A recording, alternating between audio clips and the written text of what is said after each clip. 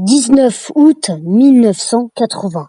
Un beau jour d'été est prévu le vol Saudia 163 depuis l'aéroport de Karachi au Pakistan en direction de l'aéroport de Jeddah en Arabie Saoudite, avec une escale à Riyad, toujours en Arabie Saoudite.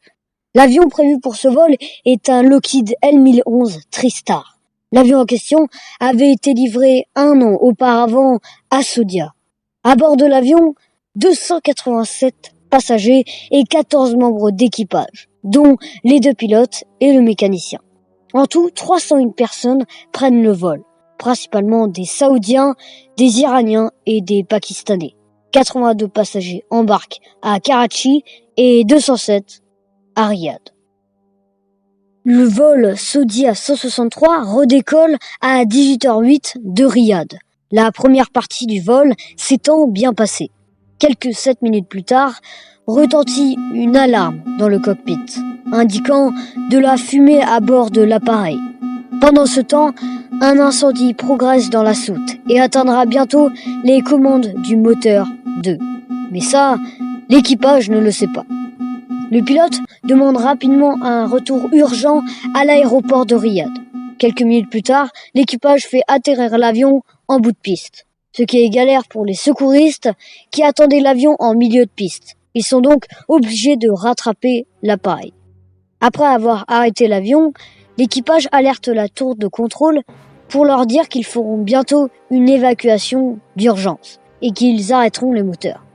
Pourtant, rien ne vient. Les moteurs continuent de marcher. Ils ne s'arrêteront que 3 minutes 15 après l'atterrissage. La communication avait alors déjà été perdue. Des flammes sont également visibles à l'arrière de l'avion. 23 minutes après l'arrêt des moteurs, les secouristes ouvrent enfin la porte arrière de l'avion, du côté droit.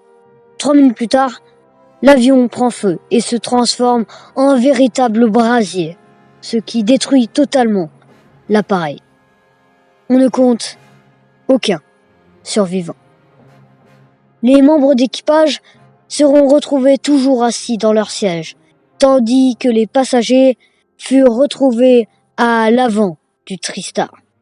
Des autopsies sont ensuite pratiquées et on découvrira que les personnes à bord de l'avion étaient mortes quelques minutes après que la communication soit perdue, donc bien avant que la porte arrière soit ouverte. On ne sait pas vraiment d'où vient l'incendie. On sait juste qu'il a débuté juste après le décollage de Riyad, dans la soute C3. On a d'ailleurs trouvé 2 bonbonnes de butane dans les soutes, un gaz hautement inflammable. Et une question perdure dans la tête des enquêteurs. Pourquoi le commandant n'a pas évacué d'urgence l'appareil ? Il est vrai qu'on découvrira que l'avion resta pressurisé pendant tout l'atterrissage, empêchant l'ouverture des portes. Les vannes de pressurisation auraient dû s'ouvrir au moment où les roues touchent la piste. Et pourtant, elles sont retrouvées fermées. Bref, ce crash est inexplicable.